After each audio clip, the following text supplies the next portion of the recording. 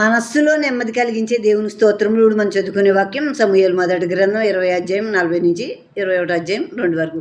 యోనాతాన్ తన ఆయుధములు వాని చేతికిచ్చి వీటిని పట్టణం తీసుకుని పొమ్మని చెప్పి వాడిని పంపివేసాను. వాడు వెళ్ళిపోయిన వెంటనే దావీదు దక్షిణపు దిక్కు నుండి బయటకు వచ్చి 3 మార్లు సాష్టాంగ నమస్కారం చేసిన తరువాత వారు ఒకరినొకరు ముద్దు పెట్టుకుంటూ ఏడ్చుచుండ్రి.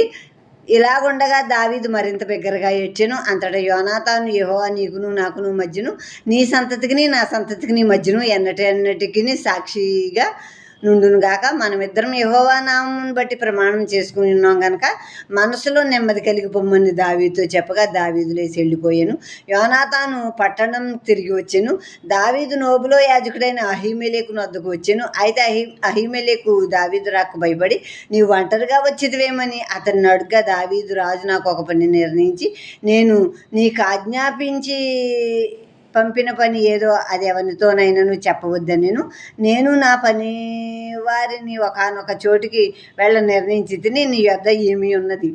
ఇక్కడ పనివాడిని పంపేశాడు యోనాతాను. బాణములు ఇచ్చి నువ్వు పట్టణంలోకి వెళ్ళిపో అని పంపేశాడు. నేను తర్వాత వస్తాను వెళ్ళిపో అని పంపేశాడు.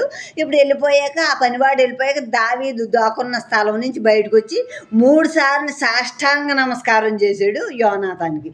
సాష్టాంగ నమస్కారం చేశాక ఒకరినొకరు పట్టుకుని వాళ్ళు ముద్దులు పెట్టుకుని చాలా ఏడ్చేశారు. ప్రాణ స్నేహితులు యోనాతాను దావీదుకు వచ్చిన కష్టాన్ని బట్టి దావీదు మరింత బిగ్గరగా ఏడ్చినప్పుడు అప్పుడు యోనాతాను అంటున్నాడు, మనం చేసుకున్నాం కదా నిబంధన, నీకు నాకు నీ సంతతికి నా సంతతికి మధ్య ఎన్నటన్నిటికీ మనం చేసుకున్న నిబంధనకు సాక్షి యెహోవా దేవుడే.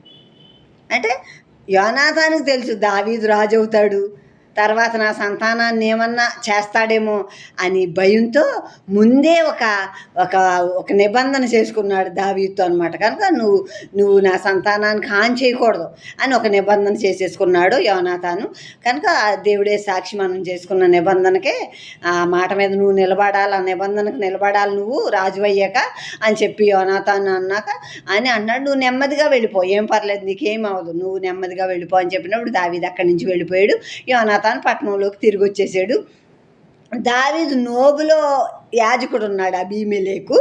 నోబులో యాజకుడైన అబీమెలెకు దగ్గరికి దావీదు వచ్చాడు. దావీదు రావటం అబీమెలెకు భయమేసింది. ఎందుకంటే దావీదును సౌలు తరమటం, సౌలు చంపాలనుకోవటం అబీమెలెక్కి తెలుసు.